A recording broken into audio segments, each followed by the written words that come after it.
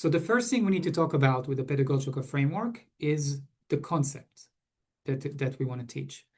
Now, a concept doesn't have to be, I'm using this in the broadest definition, the broadest meaning possible. So it can be a concept or a skill or a method or anything that's specific that you want to teach.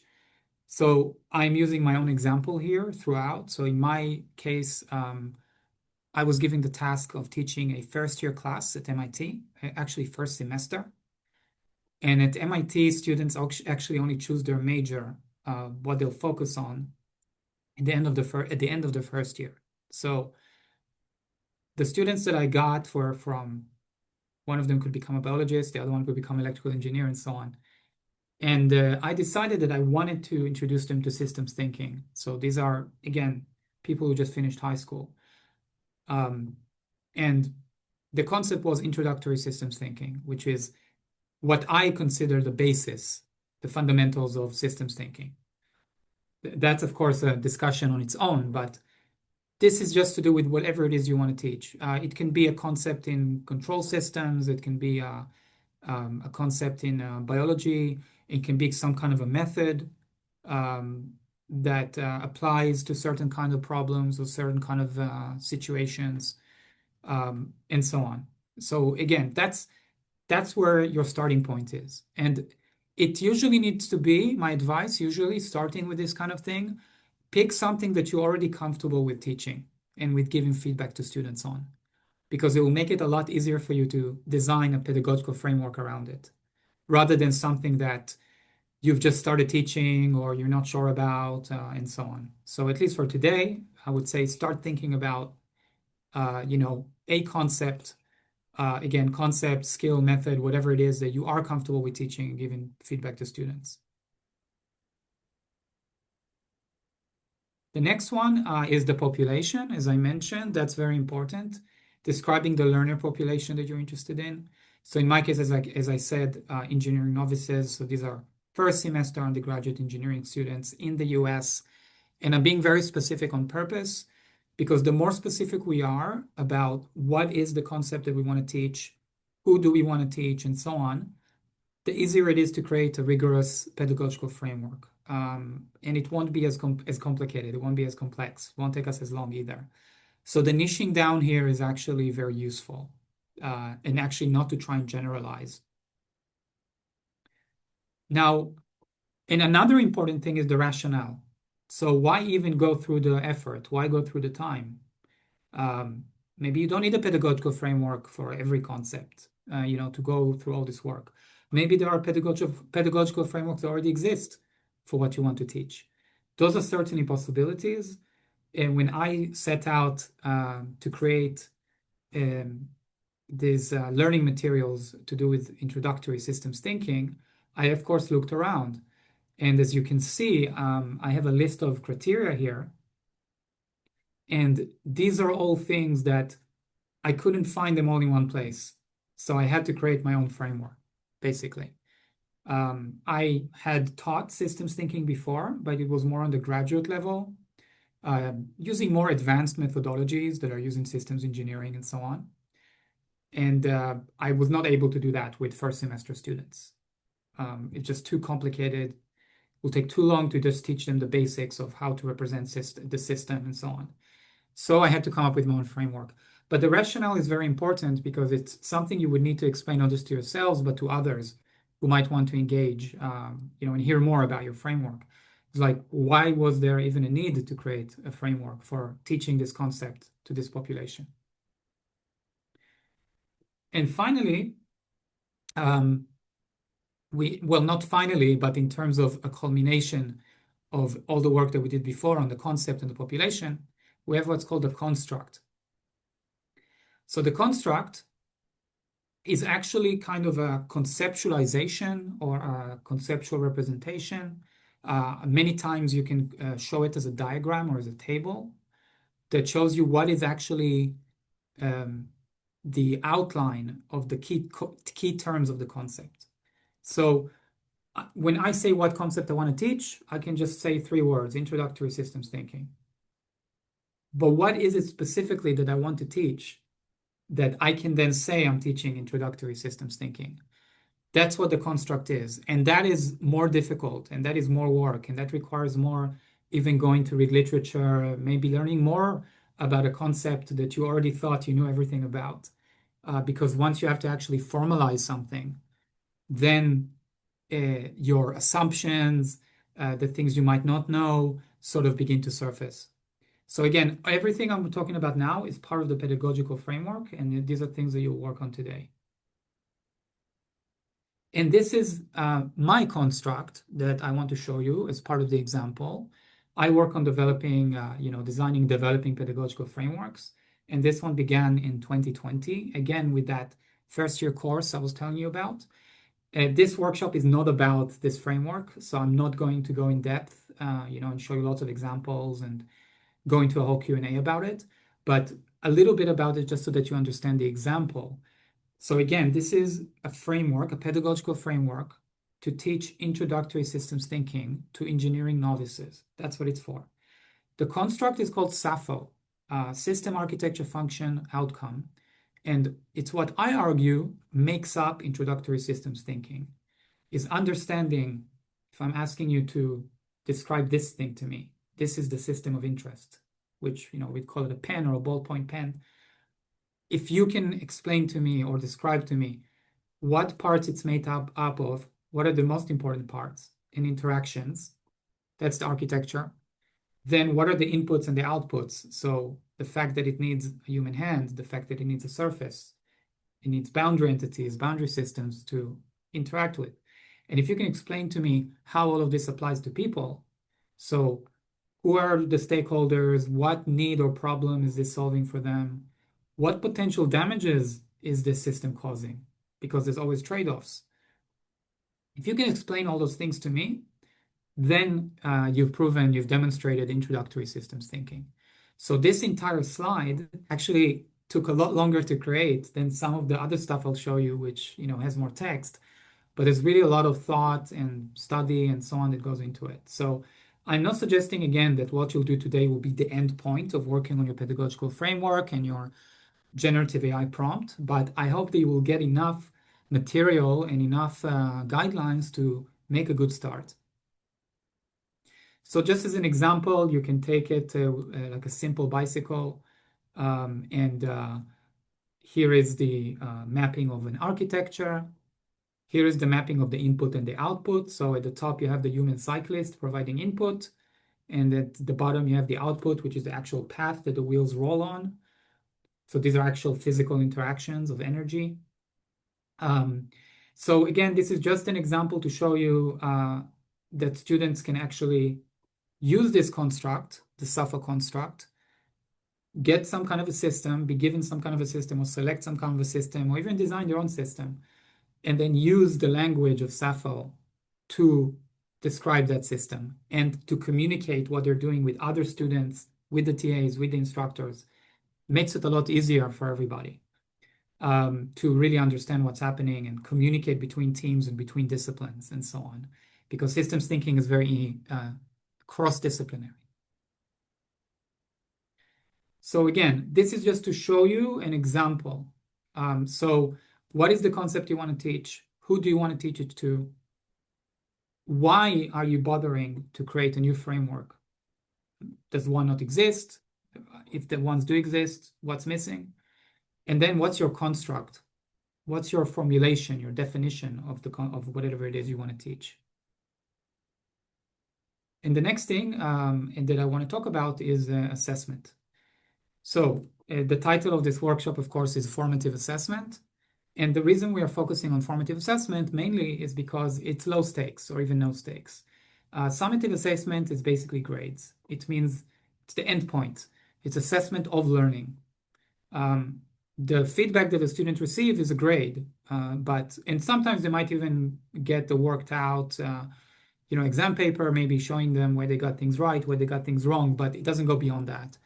Whereas formative assessment is assessment for learning. It doesn't usually affect the grades, or at least the quality of the answers usually doesn't affect the grades. The students, as part of their grade, might need to submit the work. But it's an opportunity for us to really assess for learning and help the student get a better result.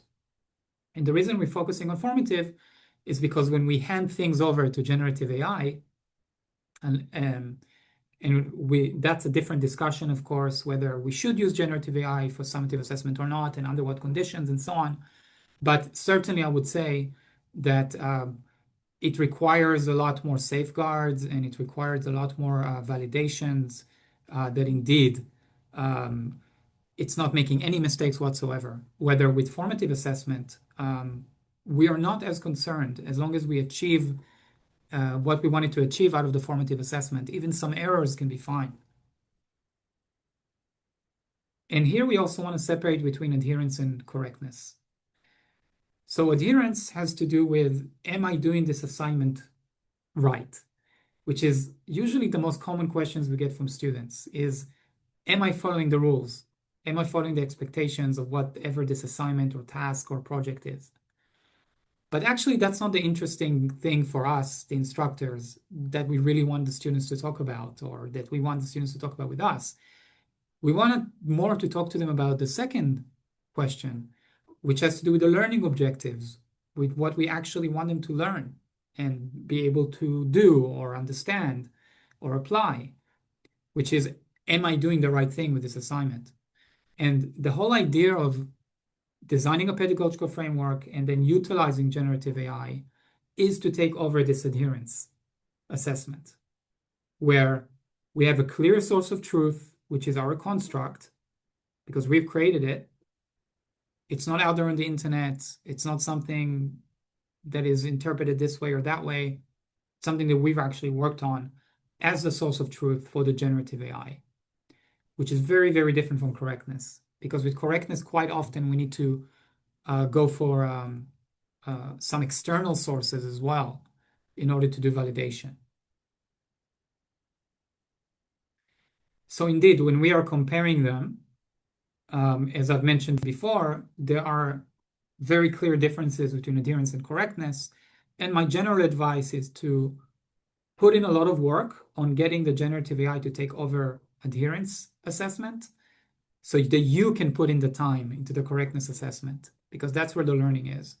And when I use correctness, you might use other terms, but it's anything that is to do with the actual reality that we're interested in, and not just with the rules of the framework or method or whatever it is that we're teaching them. So this separation is very, very important. So just to show you an example, two different examples. So one example is, what does adherence assessment look like for a human? And this was before I even knew what ChatGPT was. This was a study that I did, and it was published in 2024 with a colleague from Aalborg University, Professor Lika Bertel. And I just want to show you what the scoring guidelines look like for adherence then. Now, despite the fact that there are scores at the top, the scores are really not that important. What's more important is how you can recognize what the students have done and then give them feedback accordingly. So it's basically all 2, 1, and 0. 2 is essentially a perfect or near perfect student answer or student response of how they describe their system. So they would send you a diagram or a text description of the system, and you would go through this manually. In which case the feedback is just, well done, you don't need to change anything. But you can see that for every element in the construct, the SAFO construct, system, architecture, function, outcome, there are 8 elements. You see that for each one, it tells you, okay, what's a near perfect or a perfect sort of answer? What's okay, but still requires? And then anything outside of that is 0. So this is the beginnings of, creating that full feedback tree. But the idea is that you learn the framework and then you teach the framework and then you're able to use this rubric to guide you. And this is a very, I'm sure many of you have seen similar examples to this. Now, when my colleague and I, Professor Bertel, set out to create a similar version of this, but for generative AI, we discovered that you have to do something very, very, very different. First of all, the prompt ended up being almost 5 pages, and it covers a lot of, just to show you, it covers a lot of, this is basically the structure of it. So the first thing is you gotta actually give it the terms and definitions. It doesn't understand anything tacitly.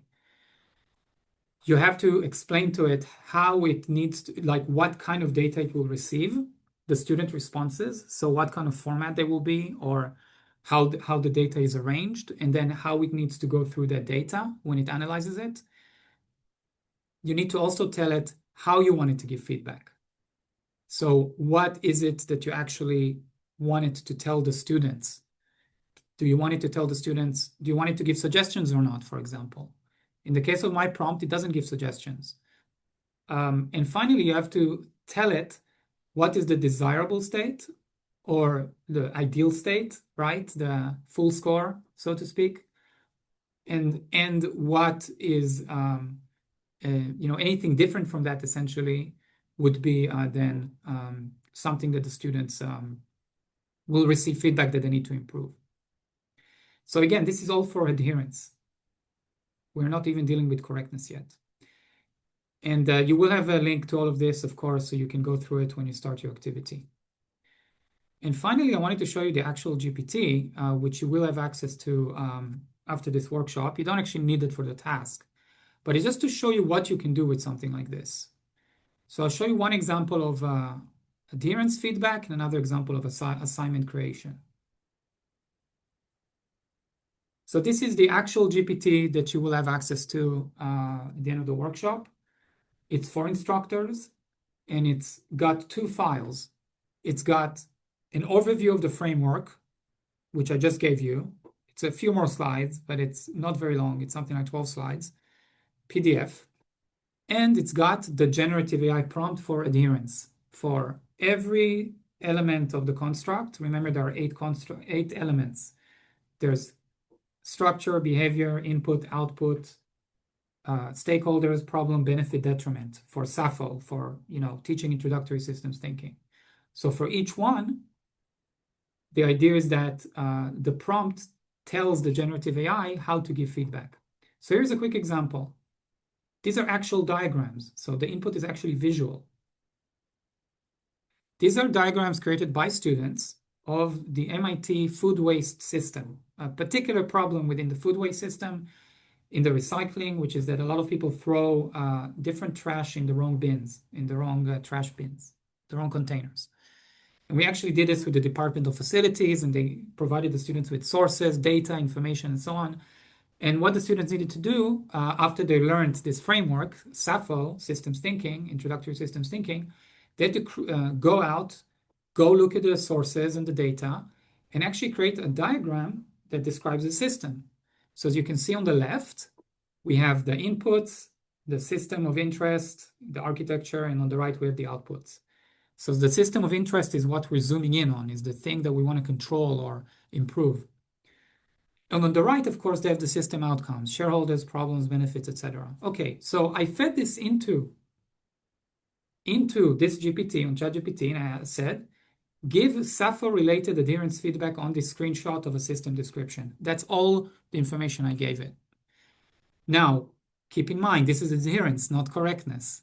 So whether their mapping is correct, that the food recycling, waste recycling at MIT actually looks like this, the names are correct, all the interactions are correct, no idea. That's a different assessment guidelines. That's a different thing. And that's something I would want the human being to look at. I want the Department of Facilities to look at. But in terms of adherence, no problem, because we have the prompt. So it's given everything, it's identified everything, it's done a great job. And as you can see, difference between the actual state and ideal state. This is the actual feedback to the student. All the other stuff, which you can see there are, and this is all in the prompt. This is why it's doing all of this. There are assessment questions for every element. So it's going through what the students did and it's answering those questions. But the reason it's doing all of that is so that it can describe what the students actually did versus what the expectation is, and then give the difference. And I've created a separate GPT just for the students that just gives them this bottom line. Of course, you can change around in the instructions. You can give them all this information. That's totally up to you. And another nice thing it did at the end, So yeah, this is one example of something you can do, and you can feed it 50 responses, of course. That's when it becomes really useful, right? And the last thing I wanted to show in terms of an example is how you can create an assignment. So this was something very, very quick that I did with a high school teacher. She teaches electronics or electrical engineering, and she is teaching control systems. And she was asking me, okay, what can I do with this GPT thing? So I said, okay, let's sit, and within 5 minutes, we figured out not all the details, but an example of an assignment. So she said, okay, they're in year 11, they're learning control systems. I want to explain to them about these concepts, PI, and PID, while having them engage in systems thinking. So I said, okay, here is the prompt. We can, of course, give much more fine details than that.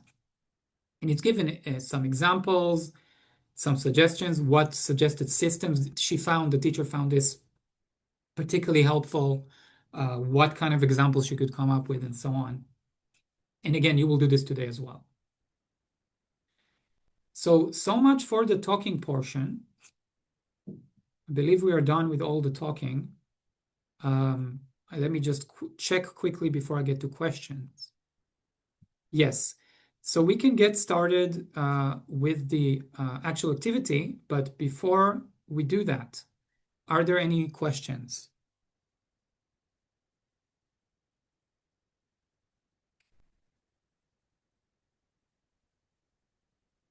Can you hear me, everybody? Yes. Yes. Okay, great. As long as you can hear me, it's good. So, and you do have access to these slides, of course, and the best way to learn any of these things, of course, is to apply it yourself, try it out, get feedback, and so on.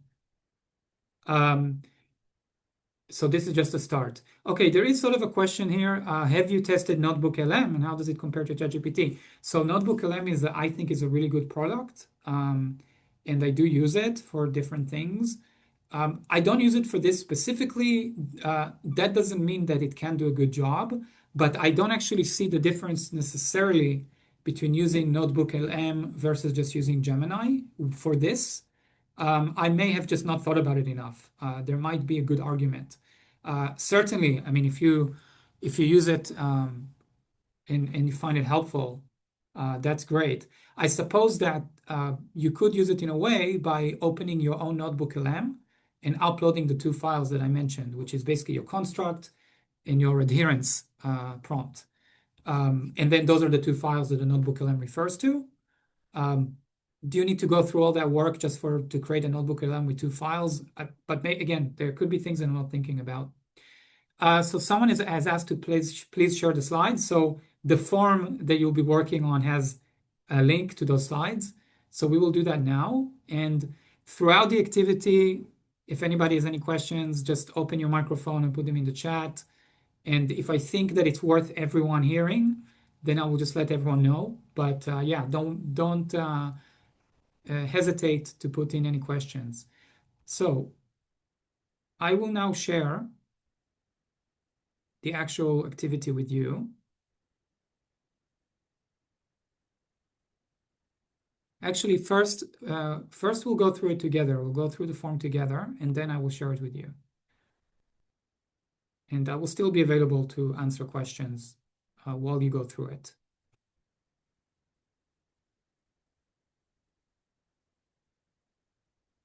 Yes, so somebody mentioned about ChatGPT not being available. So as I mentioned at the start of the workshop, you can use any other generative AI application when you do this. The only difference is that you won't be creating a GPT at the end, but that doesn't matter. As I've said, I've already used this, for example, with Copilot in an institution that wasn't allowed, where students weren't allowed to use ChatGPT. It's just the interface of the GPTs that I find comfortable. That's really all it is. So again, create your own pedagogical framework in generative AI prompt. So this is just a repeat of what I've said before, but it's just shown to you in the format, of the form. So name a concept that you already feel comfortable with teaching, and this is just a short answer, okay? So it's like 3 to 10 words. That's why it's set up as a short answer. Describe in short the learner population you're interested in. Very important. Describe the motivation and rationale for developing your own pedagogical framework. And again, the answers don't need to be very long, but there does need to be a justification. And this is important for later as well. Define the pedagogical construct. This is really, in my opinion, the thing that the most time should be spent on, because this is the core, this is the definition of what it is you're actually teaching.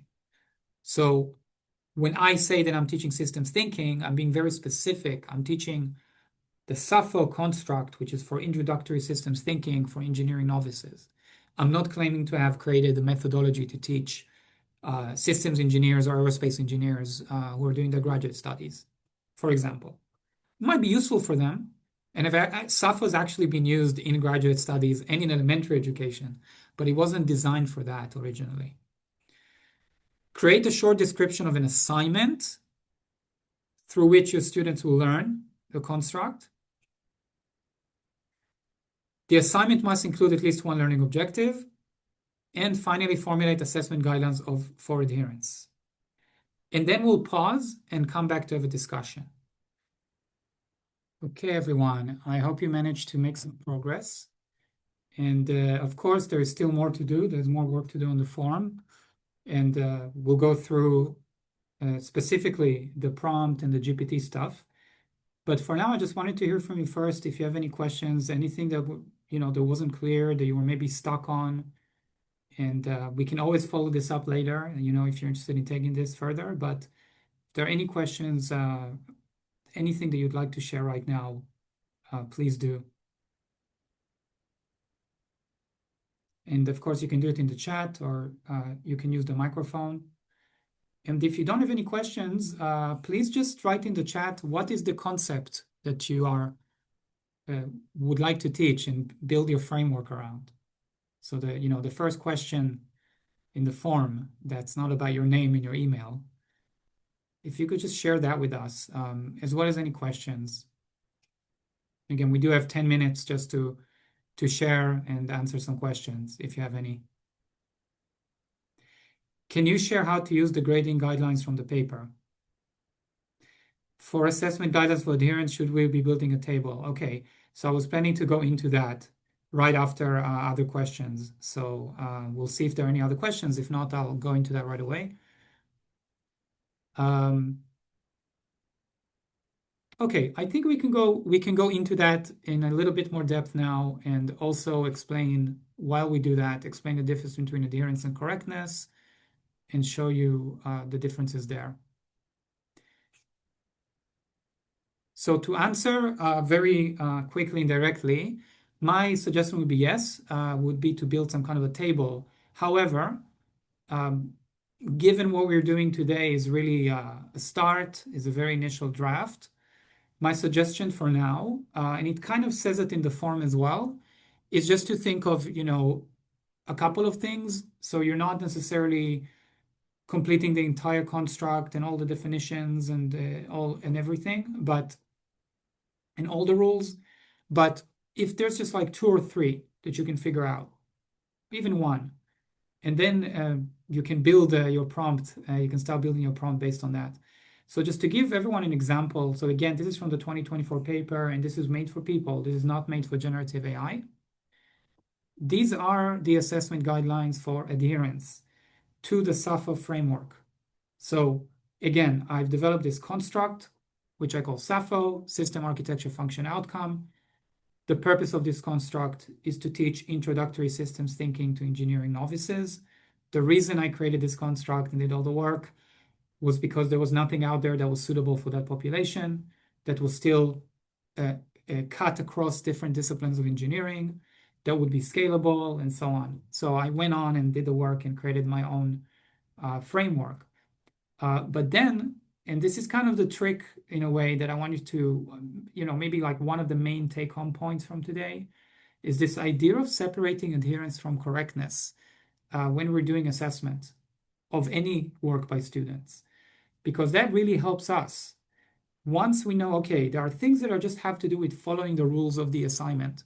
So for example, as you can see here, these adherence guidelines, structure. So for example, let's say I've asked the students to apply the Sappho framework to this system. So obviously we can say, okay, this is the system of interest. So you need to describe the architecture of this thing. So what are the main parts of a pen and how do they interact with each other? And that's before we get to inputs and outputs. That's before we get to the hand and before we get to the surface and all of that, just the pen. So as you can see, an ideal answer, because a score of 2 here is ideal, 5 different parts and majority are technological. Okay, so as long as you name any 5 parts, that at least 3 of them are technological, I have no feedback to give you on adherence.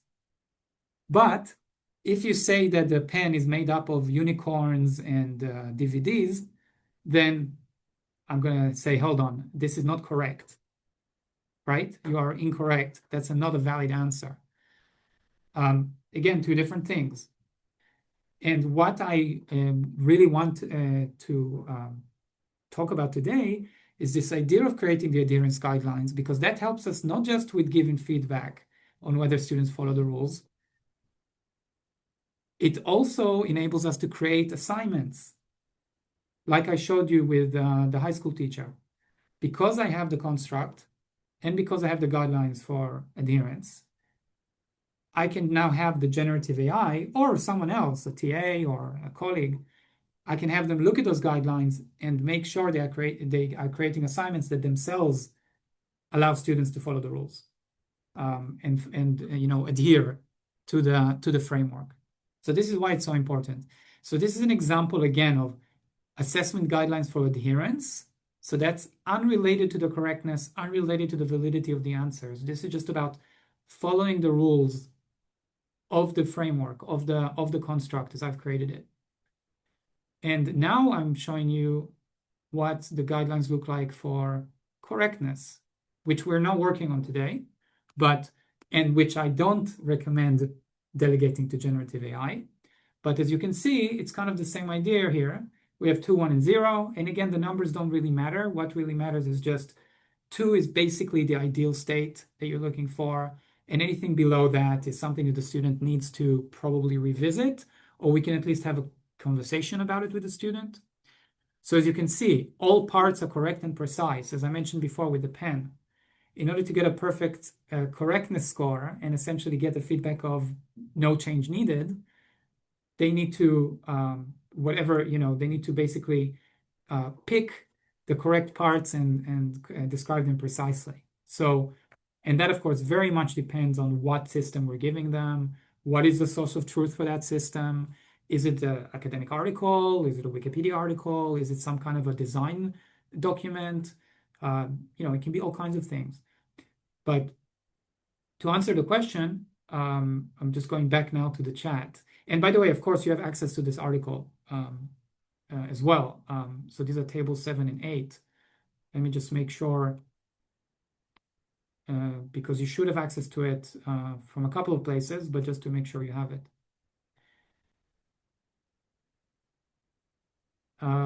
So should we be building a table? Ultimately, yes. But for today, I would just say, just work on what is the ideal state, right? What would get a score of 2? What would get, basically, what are we looking for so that we can say, okay, adherence is fine. They follow the rules.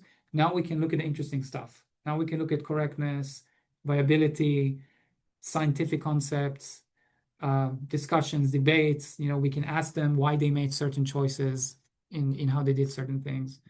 But the thing with adherence, again, it's probably the most common type of question that the students ask is, am I doing this right? And that's actually not a very interesting question, because yes, we want them to do it right. We want them to follow the rules of the assignment or the method or whatever it is we're teaching them.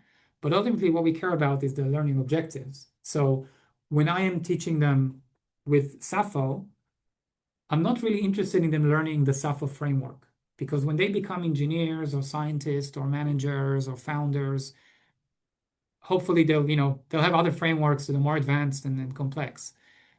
But what I want to do is I want to make sure that I can free up the time in their time, and this is where the generative AI comes in, Not to talk about whether they got the right number of parts or whether they've connected all of them with interactions or not, but rather, why did you choose those parts to represent the system? Why did you label the interactions in this way? Have you thought about doing this? Have you thought about doing that? Why did you choose this particular input system? Here's another team of students who actually said that this system doesn't just provide input, it also provides output to our system of interest. What do you think about their answer? These are much more interesting discussions than, oh, you forgot to add this thing here and that thing there, in terms of just the rules, the adherence to the guidelines. And again, this is not something that's obvious right away. It's not a linear process. It's iterative. It takes time. It takes trying out, getting feedback, defining things more precisely. You basically, as you're doing this exercise actually helps you better understand what it is you want to teach. That's, creating a pedagogical framework. So now I want to move on and actually talk about the prompt, which you're going to be working on next. And that's basically the rest of the activity form. Is the prompt and then the GPT. But as I said, the GPT is not as important because you can use, any application. So I'm just going to jump here. Okay. So again, you've picked the concept that you want to teach. You've created your construct, which is a formulation or definition of that concept. You've created some kind of an assignment. Again, not a full assignment, just a couple of items. And the way to assess the adherence. And now you're working on the prompt and the GPT itself. So, as I told you, the full generative AI prompt for adherence, for the framework that I showed you, is, and by the way, the version in the paper that I just showed you is a little bit shortened. It's actually a little bit more text in that table. So it takes up a bit more. In the generative AI, it ends up being even longer. So from something like a page and a half to 4.5 pages. And what I'm showing you here is just a truncated version of all of that. So as you can see, it's not so different from the table that I showed you for humans. If you remember, the 2 column also talked about how many parts and how many technological or whatever. There is a bit of a difference, but basically the idea is that we want to be very, very precise about what the ideal state is. Now you can see, of course, again, this is nothing to do with validity or correctness. They could get 100% adherence in describing this pen with text or with diagram. And, the GPT or the TA or I will go through it and they will get 100% and no feedback.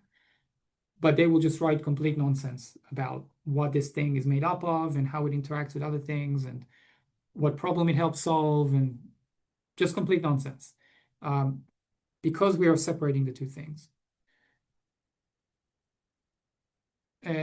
So the first thing, of course, is to create this prompt. And the prompt, as I explained already, one second, sorry, just to make sure that we have the parts here.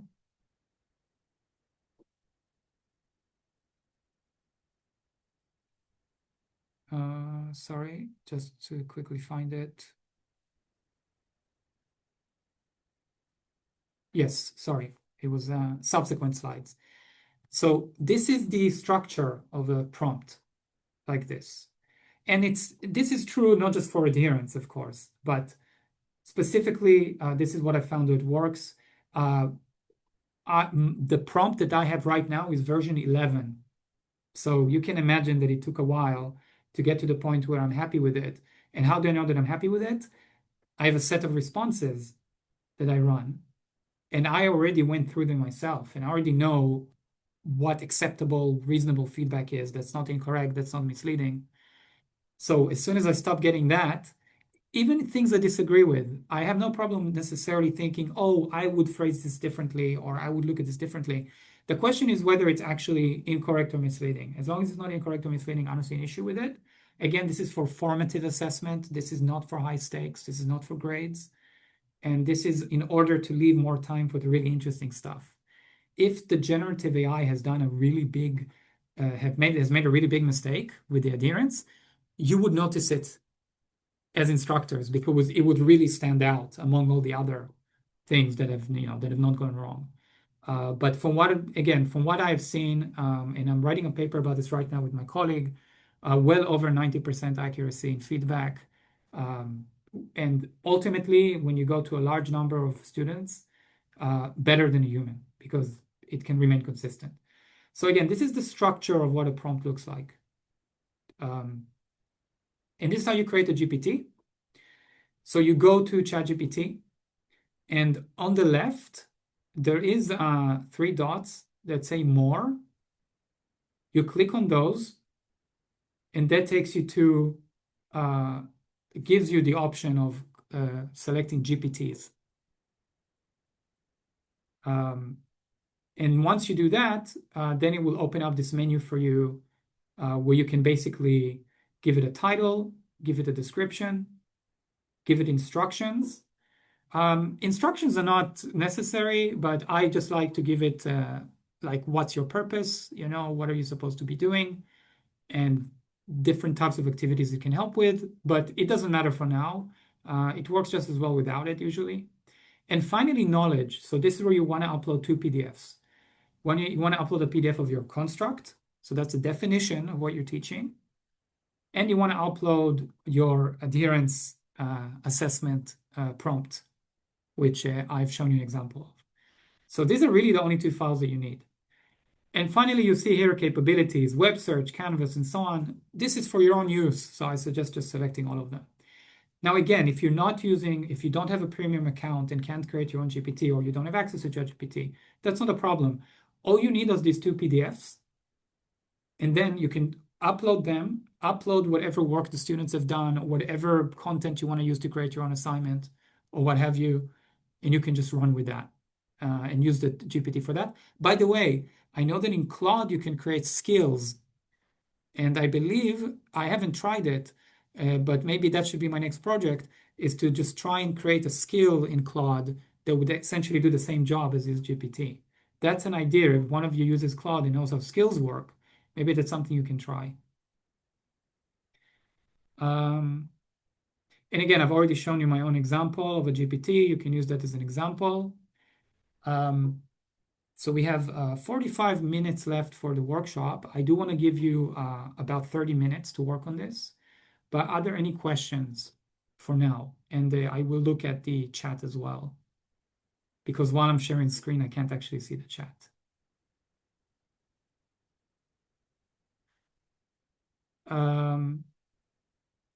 Okay, so any questions that are specific to what we are talking about? And it could be previous topics as well, in case anything isn't clear. I know this is a lot of information for some of you, maybe a lot of new things. But the idea is, of course, to give you a chance to do it all just once as an initial run and provide you with all the materials afterwards. And if any of you are interested in the follow-up, as I've said, please don't hesitate to contact me either. You can find my website on the cover slide, on the first slide, and you can contact me there. So just wanted to see, could you go back to the slide on prompt generation? We can certainly extend to conduct this. Okay. Godfrey, could you explain? I mean, I will share it right away, but could you tell me which slide you're referring to? I'm not sure which one.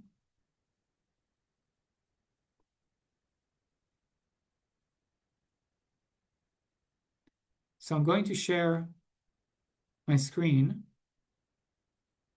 And Godfrey, whenever you can get back to me, let me know. The one that had terms and definitions. Oh, yes. So this is the structure of a prompt, a generative AI prompt. Yeah, this is it. So do you have any specific question about it? You do have access to the slides themselves. So in the activity form, right at the top, there's a link to all of these slides that I'm going through. But if you have any specific questions about this slide, please let me know.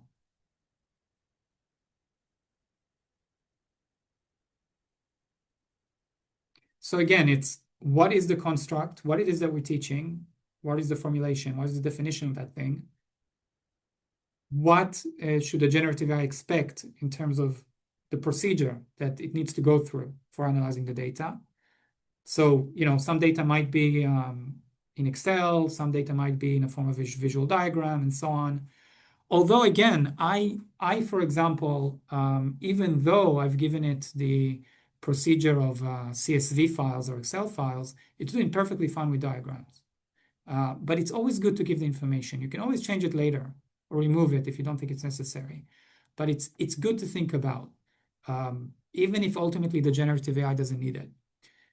Feedback template is definitely important. So in what way, in what style, in what format, what template do you want it to give the feedback to the students, the adherence feedback, and finally the actual guidelines. And with my thing, for example, when I'm looking at structures and behaviors and stuff, and I did not do this with the human manual rubric, I had to go through into definitions of different nouns and different verbs for the generative AI. For example, a concept of a deverbal noun. I did not even know that such a thing exists because I studied English grammar for 2 years of my life. But apparently there's such a thing as a deverbal noun, and it's very important for differentiating between structure and behavior. So these are things, again, why is it 4.5 pages? Because you have to make everything explicit. You have to make everything explicit and defined for yourself and for the generative AI. You can't leave anything to, oh, there's shared context or there's tacit assumptions, and it doesn't work with the generative AI at all, which is why I trust it with the adherence assessment a lot more than correctness, because with correctness as well, much more complex and requires a lot more nuance and domain expertise usually. Okay, so we do have time now. 25 minutes, if you could, please. We'll come back 10 minutes before the end in order to 15 minutes before the end in order to do another round of questions, a discussion, and finally get some feedback from you and get your reflections as well. So please take the next 25 minutes. I will give you a 5-minute reminder just to continue with the form, continue to work on your, if you still have work to do from before, go back, no problem. But try and make sure today that you get through all the steps once. I'm sure you'll still have a lot of questions and still a lot of work left to do. That's perfectly reasonable. But it would help if you went through everything, because then you'll at least know what to ask, even if you're not sure about every step. So please take your time and I'll give you a 5-minute alert. And I'm here to answer any questions.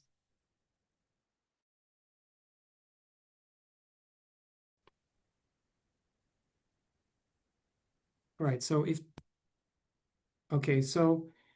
we're now at the end of the workshop. Thank you to everyone who stuck around. And again, I hope you found it useful. And your feedback is very important, especially because this is the first time I'm teaching this particular topic. And it just came to my mind that it might be useful to create a GPT for this process, right? Of how to create a pedagogical framework and how to create your own generative AI and so on. So there's always more work to be done. But as I've explained before, it's all an iterative process. So when we want to teach something, whether it's with generative AI or not, whether it's using this approach or not using this approach, we almost never get it completely right the first time. And sometimes we even realize that we don't fully understand or have it defined for ourselves as we are teaching it for the first time. So it is definitely an iterative process. So your feedback is very important. Thank you, Michael. Thank you to everyone who attends and gives feedback, and I'm very, very grateful. Got stuck at the point of creating the GPT. I think I need the premium version. Yes, unfortunately, that's correct. However, as I said before, first, if you have access to Claude, I believe that the skills feature is similar, although I haven't, I know what it is, but I haven't done it myself. I haven't created a skill myself. But I believe that that is a viable approach. I'm going to try it out at some point. Also, even if you're not using Claude or GPT or whatever, for example, I've used the prompt that I showed you, the adherence one. Well, actually, I haven't shown you the full one. I've shown you one slide that kind of shortens it. But I have used it on Copilot, Microsoft Copilot. By the way, same models as OpenAI, of course, but different interface, different login. And the reason I did that was because in the European Union, the higher education institutions, a lot of them, I don't know if it's all of them, but many of them have a contract, have agreements with Microsoft. And they're, for privacy reasons, are actually not allowed to use ChatGPT. So it's not a problem, as I've said, as long as you have two PDF files. One is the construct, and another one is the adherence guidelines for assessing adherence. If you have those two PDF files, you can always upload them to whatever generative AI app you're using, upload the student responses, or ask about an assignment you want to create, and it should be able to help you because that's what we've been doing, even without a GPT or a Cloud Skill or whatever. All right, everyone. Thank you all for joining. And as I've said, you're always welcome to get in touch if you want to follow up on any of these things. And look out for further advertisements here or in the LinkedIn group. And next week, I'll be getting back to email everyone who registered with the recording and the materials from the workshop.